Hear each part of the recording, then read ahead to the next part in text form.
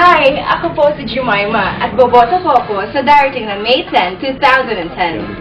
Marami ang nagsasabi na ang pagboto sa darating na 2010 ay magiging mahirap dahil ito ay automated na.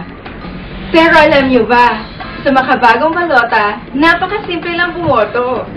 Kailangan mo lang markahan ang oval sa tabi ng pangalan ng kandidatong nais mong iboto. Pero kailangan din mag-ingat. Ang bawat posisyon kasi ay may katumbas na bilang ng kandidatong pwede mong iboto.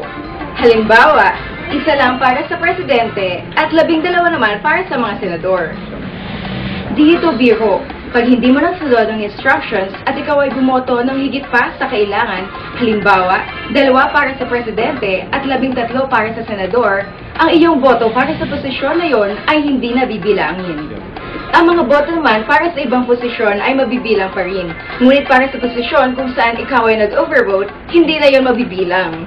Ngayon, ito na ang aking balota. Minarkahan ko na ang mga oval sa tabi ng mga pangalan ng kandidatong nais kong iboto. Ang kailangan ko na lang gawin ay dalhin ang balotang ito at isubo sa counting machine.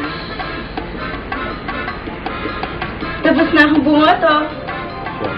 Kaya huwag kalimutan, i-shade ang mga ovals at huwag mag-overvote.